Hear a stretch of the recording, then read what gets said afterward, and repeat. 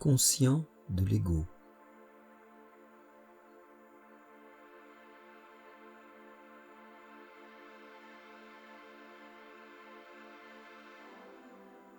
Je m'installe, assis ou allongé, dans une position stable et confortable, afin de rester immobile.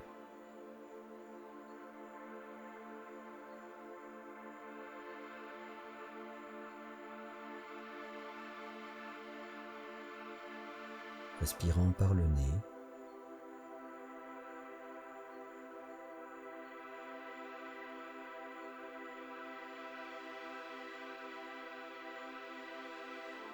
sentant le ventre se gonfler et se dégonfler.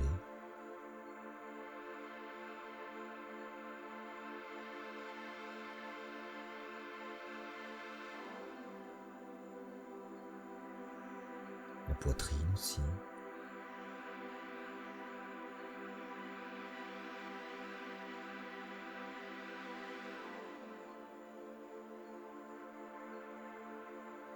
Mon diaphragme qui descend, puis remonte, doucement.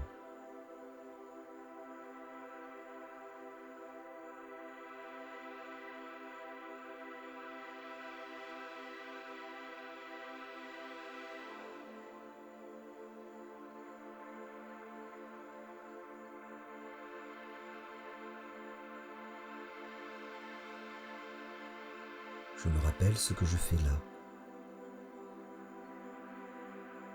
Je me rappelle combien mes journées peuvent être prenantes, chargées, mouvementées, parfois stressantes.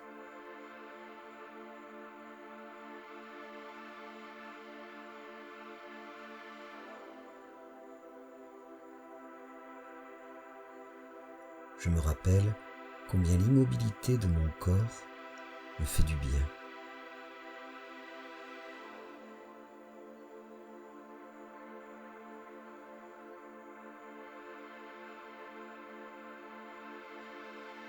Installé là, les yeux fermés, la respiration tranquille.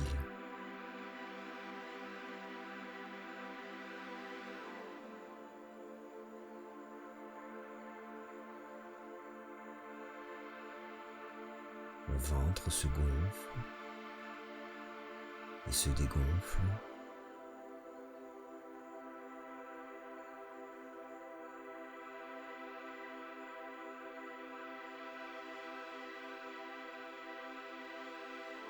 Le diaphragme descend à l'inspiration, puis monte à l'expiration.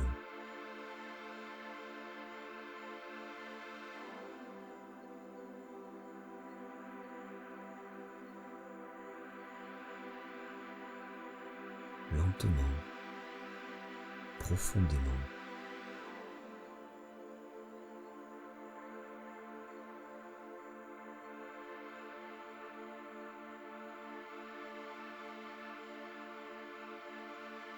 Dès lors que je laisse aller mon ventre sous les mouvements du diaphragme, ma respiration est optimale, facile, apaisée.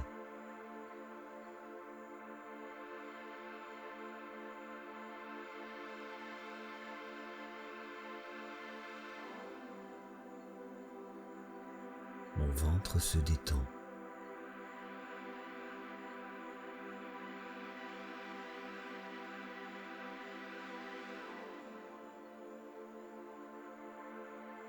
Je reste là,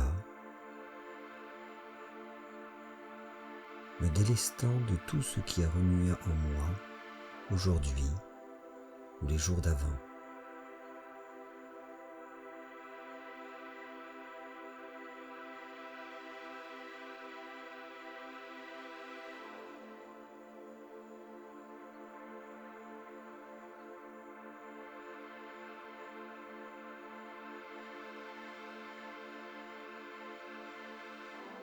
J'en ressens encore les échos un peu partout dans mon corps.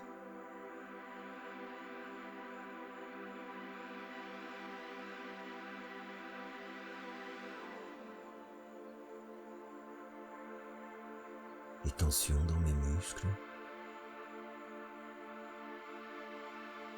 les petites vibrations dans mes membres.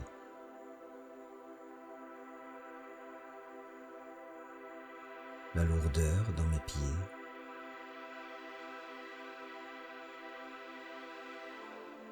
les remous dans mon ventre,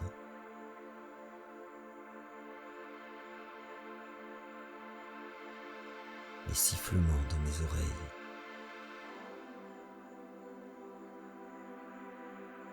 une impression de douceur et de calme par endroits.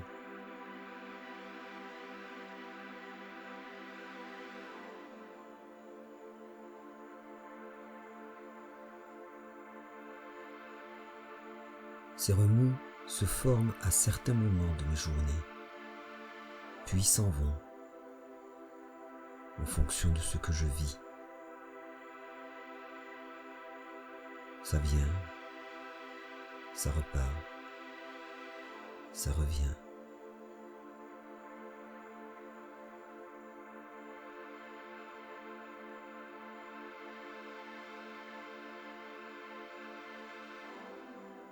Il reste des traces en moi, souvent discrètes,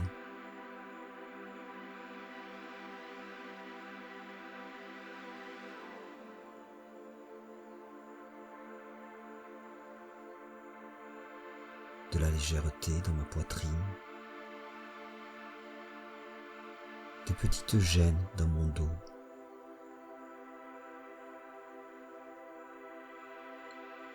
une pointe, un empêchement encore présent dans ma gorge.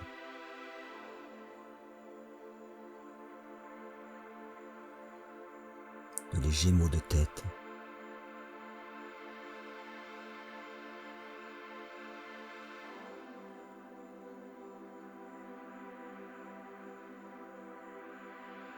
Chaque jour, je suis pris par ce que je vis. Dès le matin, au réveil, ça m'emporte dans toutes sortes de directions.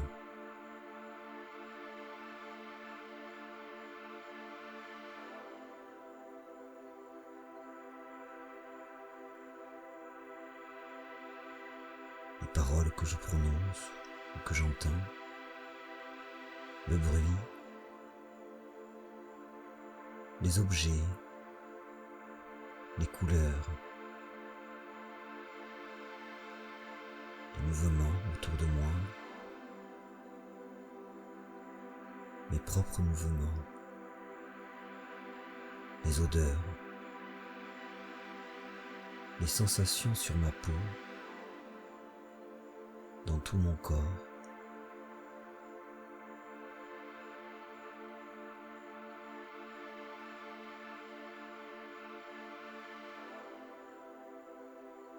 Les éléments du monde me traversent sans cesse, modifiant mes humeurs, orientant certaines de mes pensées, certaines de mes préoccupations.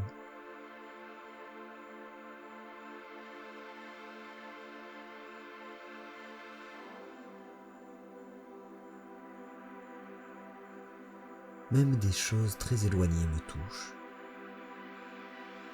Des nouvelles à la radio, à la télé. Un souvenir qui surgit. Une crainte sur l'avenir.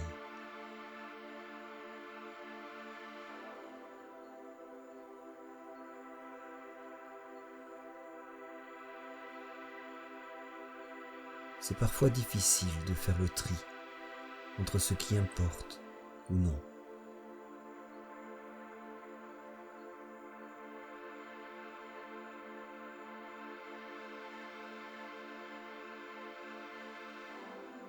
Certaines de mes réactions me semblent disproportionnées après coup, ou bien pas assez marquées.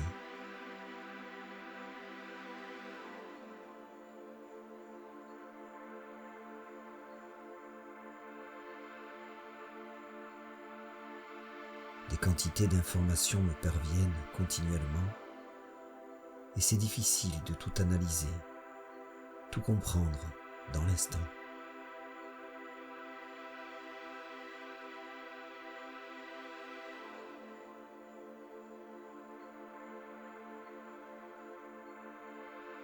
Ce que je vois, ce que je touche, mes déplacements, ce qu'il se passe autour de moi, ce que j'anticipe, les sensations qui émergent, les souvenirs qui peuvent m'être utiles, mes pensées,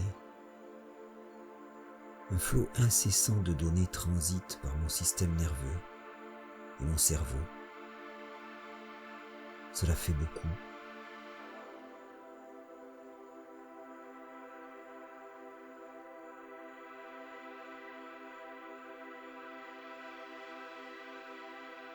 Et une partie de moi avance en roue libre. C'est inéluctable.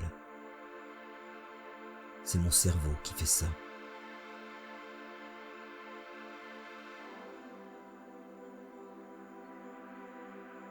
Ne pouvant tout réinterpréter à chaque instant, tout recalculer consciemment, repenser, réagencer, il repère ce qui se répète et le traite rapidement, comme les fois d'avant, donnant le même type de réponse.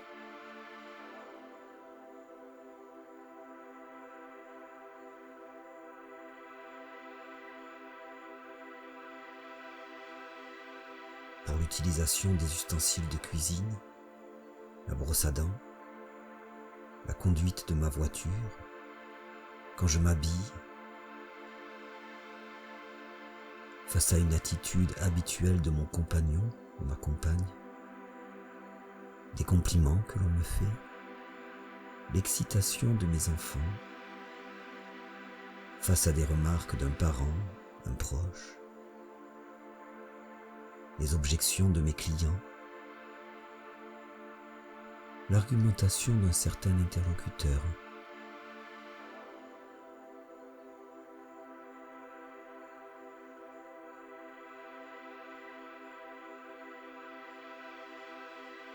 tout ce qui a tendance à revenir est traité plus automatiquement et inconsciemment. Cela dégage du temps, de l'espace pour le reste.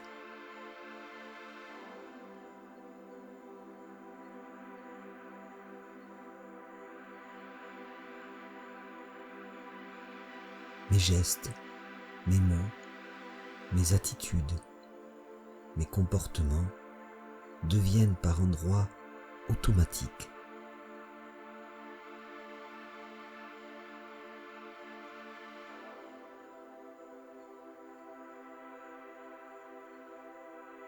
Des stimuli surviennent, activant les réseaux neuronaux et les sensations habituelles. Cela déclenche une réaction automatique, sans passage par la conscience, une sorte de mécanique biologique.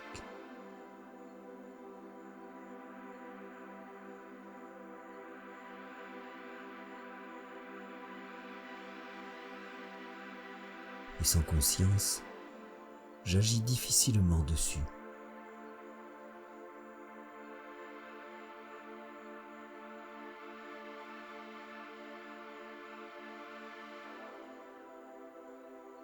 Les automatismes s'installent, ils ont cours, et ils m'apparaissent de plus en plus comme des caractéristiques de mon être.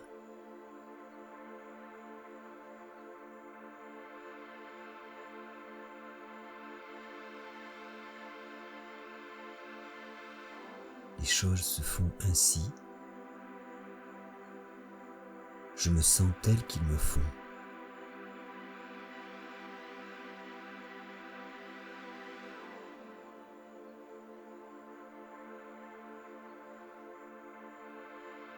Partout, le monde change sans cesse, mais avec ces automatismes, j'ai tendance à me voir comme un être figé, détaché de tout le reste.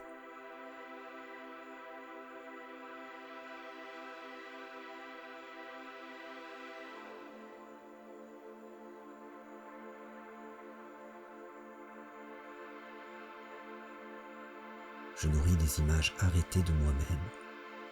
Elles forment l'ego, en décalage avec la réalité changeante du monde.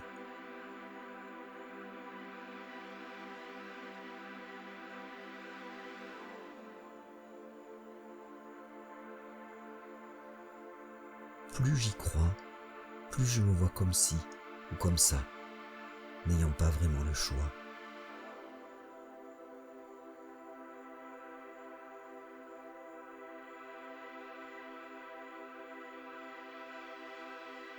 Me satisfaisant de certains automatismes,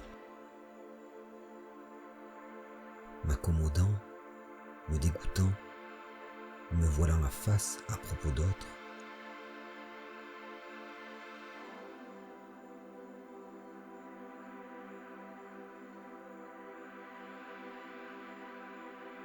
Bien sûr, quand un de mes comportements semble efficace, c'est une grande victoire. Mon ego me semble fort, beau. Il soulève tous les détails, attestant de ses qualités. Se comparant même à d'autres, appuyant sur ce qui l'avantage.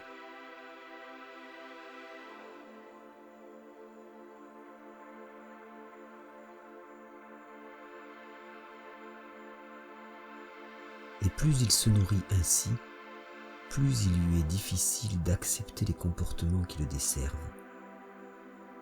Ce sont de grosses tâches indélébiles.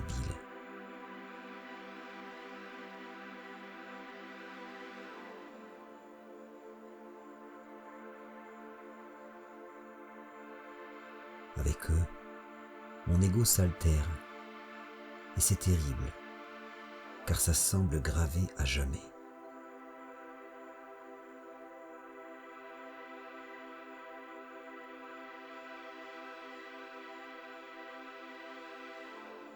Généralement, il ne le supporte pas et cherche partout de quoi s'embellir à nouveau.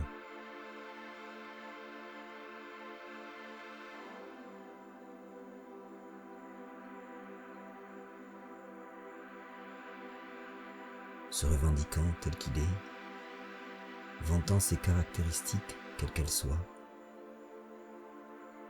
même si elles engendrent de la souffrance autour, même si elles me desservent de différentes manières. L'ego se persuade de leur mérite, leur intérêt, leur originalité, jouant avec les faits s'il le faut, les transformant, focalisant sur des éléments, en négligeant d'autres.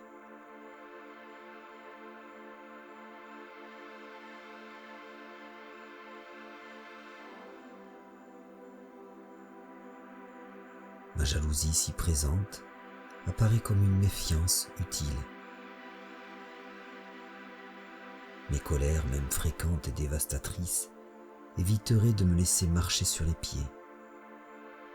J'ai du caractère, c'est positif.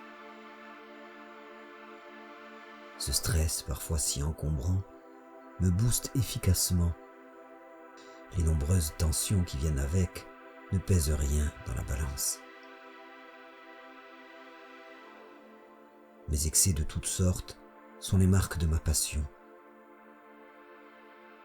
Peu importe les effets, je suis un artiste, un bon vivant, une fonceuse, un prudent, une passionnée, une solitaire, un rustre, un séducteur, un mélancolique, un naïf, un rêveur, une gentille, un baroudeur.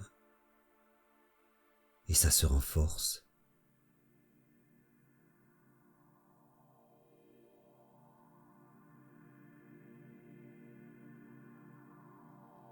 Par ces remous incessants, mon ego prend de l'ampleur, comme si lui seul importait, comme si j'étais lui.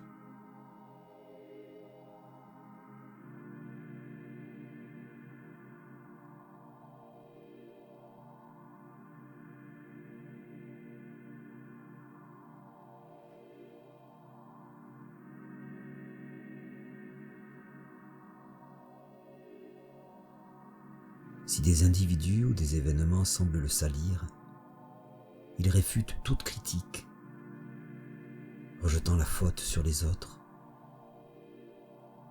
Mes interlocuteurs, mes amis, ma famille, mon enfance, ma compagne, mon compagnon, mon ex, mon statut social, mon milieu professionnel, ses pressions, la société, ce qui se passe autour de moi. Il réfute, accuse, crie, compare, juge, grogne, démonte, se moque, rabaisse.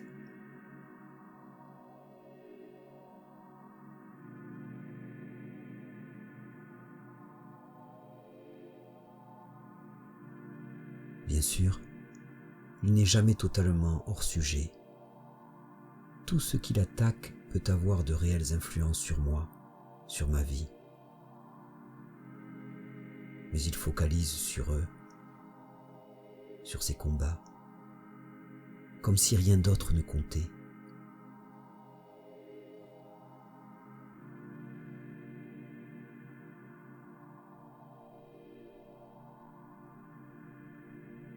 Il me blanchit en diabolisant le reste.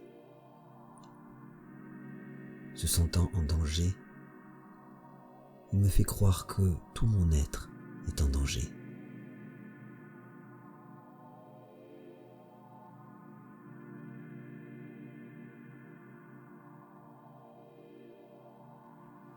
Plus je crois dans l'ego, dans cette image arrêtée de moi-même, moins j'accepte ce qui me semble l'entacher.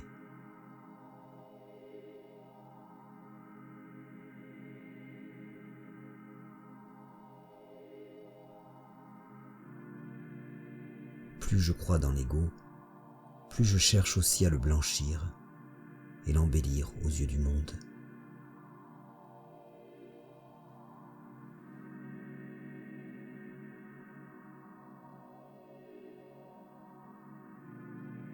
Plus je crois dans l'ego, plus je me plonge en lui, dans ses combats.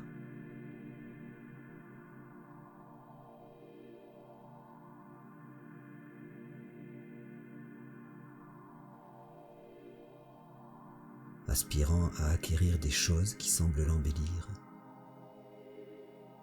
Une belle voiture, un téléphone, des bijoux, des vêtements, une maison.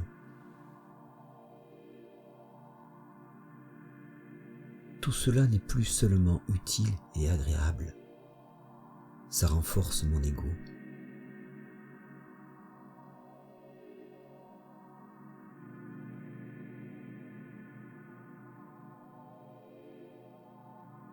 J'utilise encore l'argent, le pouvoir, la renommée, une réputation, un statut social, mes succès.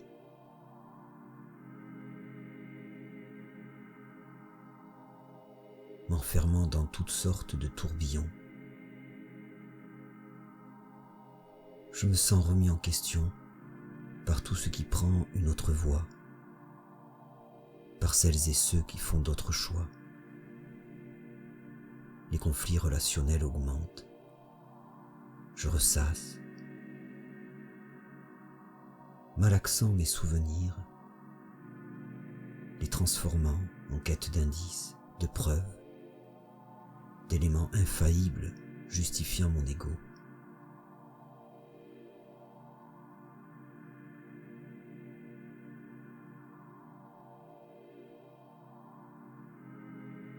Je me projette aussi dans le futur, là où les images sont tout autant modelables, si ce n'est plus.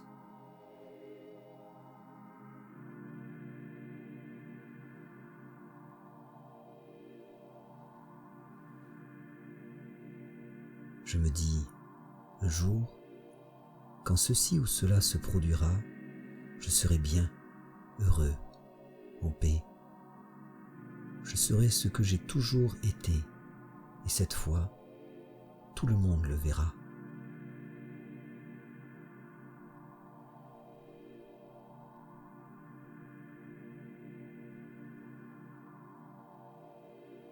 repartant déjà au combat pour cette chose qui n'existe pas, pour du vent.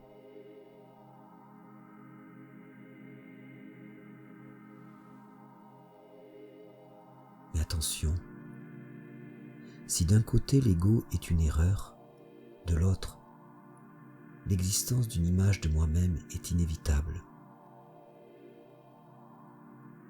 Elle se forme au contact du monde, sous le regard des autres et mon propre regard. Elle me sert à m'orienter, à me diriger dans cet univers changeant. Et son efficacité dépend de sa justesse, sa vraisemblance.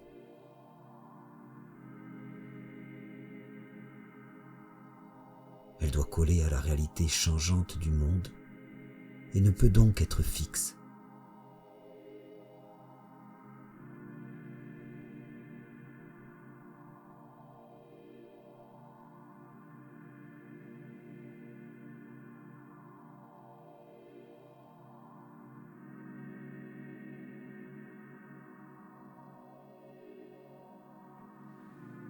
Dès lors que je prends conscience de cela, je commence à me libérer de l'ego.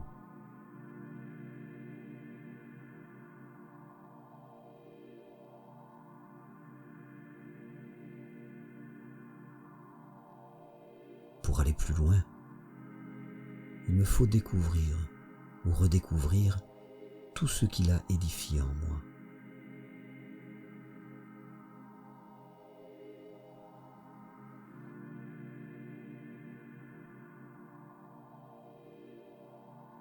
Apprendre à mieux connaître mon propre ego pour le repérer facilement et m'en défaire.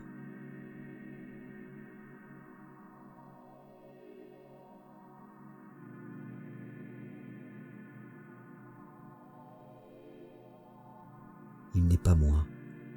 C'est pour cela que je peux l'observer sous tous ses aspects. L'observer, quitte à y déceler quelques facettes nauséabondes.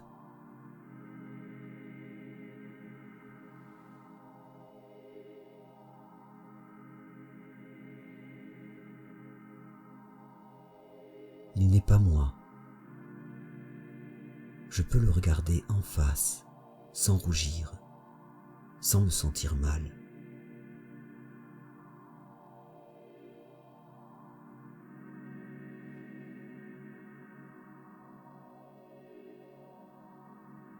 Il n'est pas moi, et je peux m'en défaire.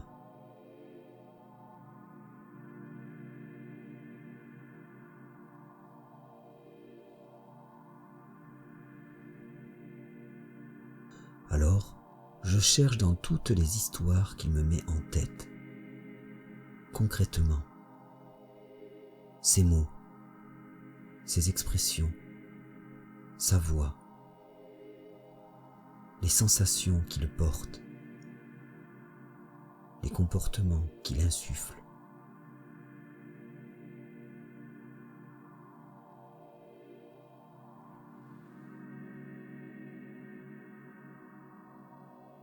J'observe l'ego, de loin, comme un corps étranger.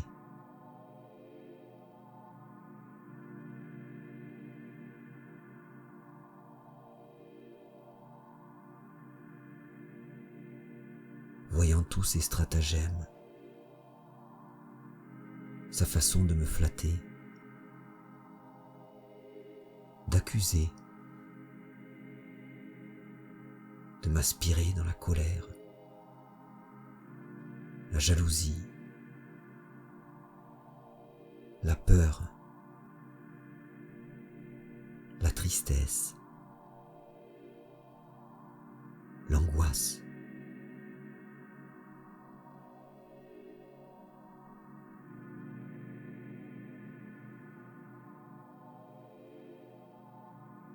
Sa façon de me projeter dans le futur, envisageant des scénarios extrêmes.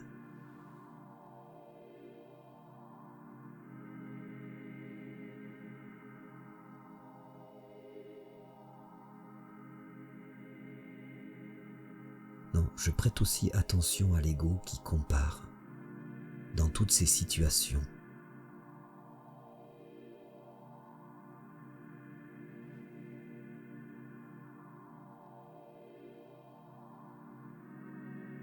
Comment le sentiment du moi surgit quand je me compare aux autres?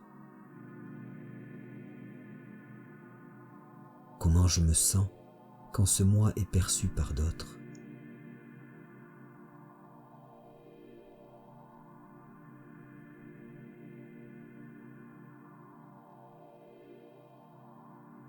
Je note ce qu'il se passe quand on le critique, quand on l'insulte, le déprécie.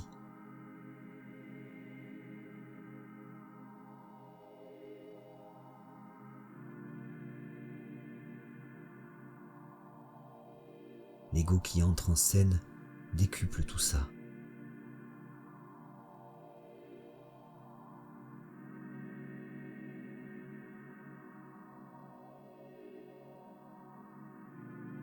Je vois d'autres moments encore, d'autres moi, plus puissants peut-être, plus légers parfois. Je vois quand ça s'emballe, quand le sentiment de moi devient plus fort, quand l'ego s'en mêle. Comment je me sens alors? Comment les autres répondent à cette présence-là?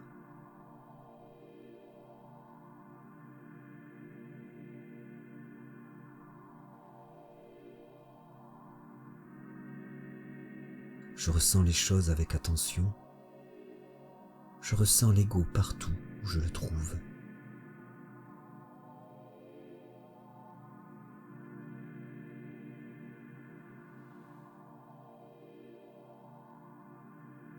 L'observant, le laissant parler, le laissant aller.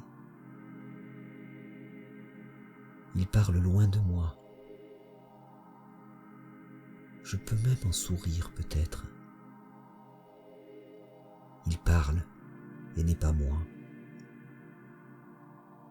Je le vois et je me vois, moi, installé là, dans ma position.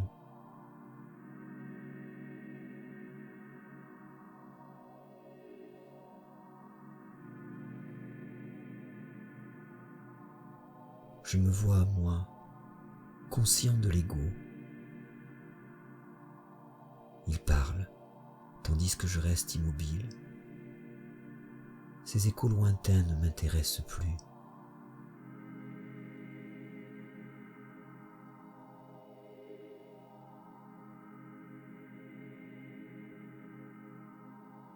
Je m'éloigne et suis conscient de m'éloigner.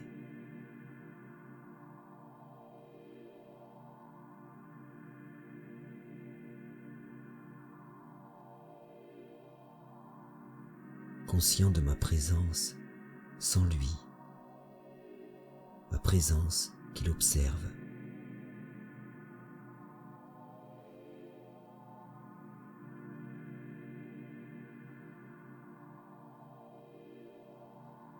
Je prends conscience des bienfaits de ce mouvement, l'éloignement de l'ego, la douceur dans ma tête,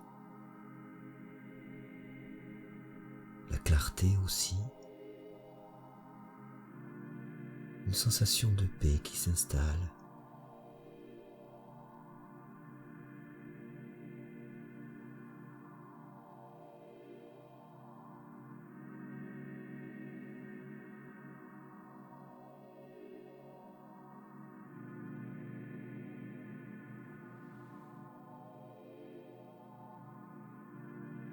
Là, dans le présent, je cesse de placer mon attention sur quoi que ce soit, sans focalisation ni distraction particulière.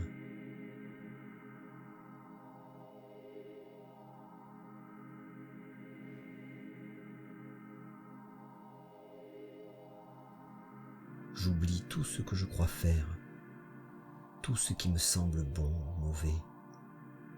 Je cesse même de méditer oubliant tout.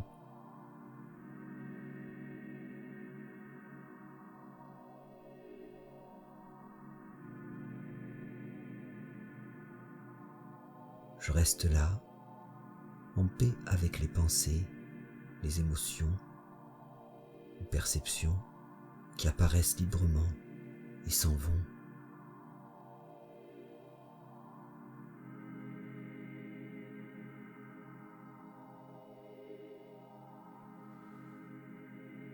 Sans remous, sans froideur, sans sécheresse. Ma présence est intense et douce. Elle me réchauffe, comme une caresse.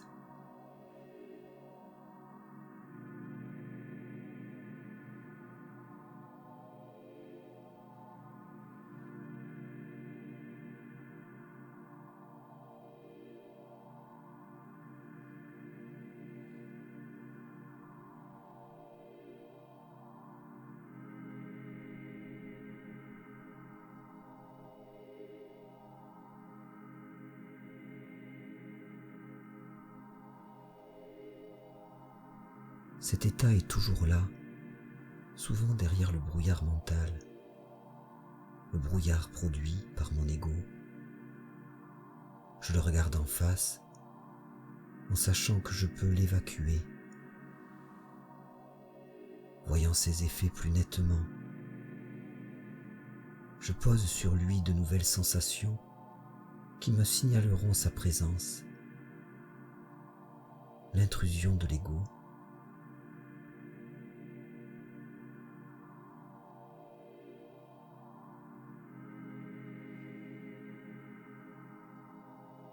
La prochaine fois, quand il reviendra, ces sensations me préviendront, me rendant conscient du jeu de l'ego.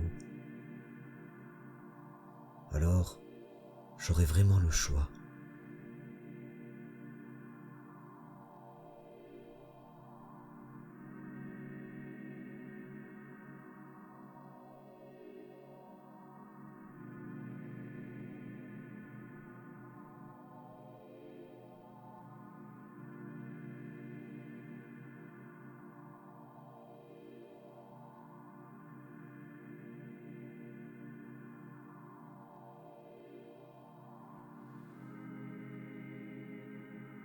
Voilà, je reviens à l'instant présent,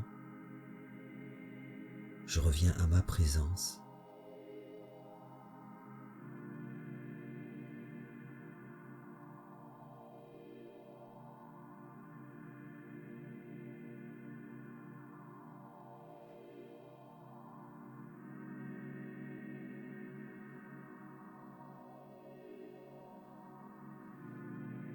Et doucement, je remue mes doigts et mes mains.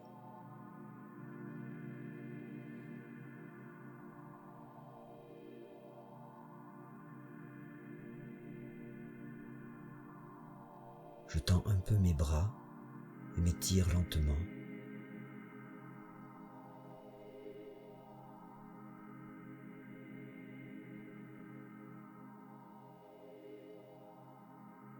Enfin, quand ça me va, j'ouvre les yeux.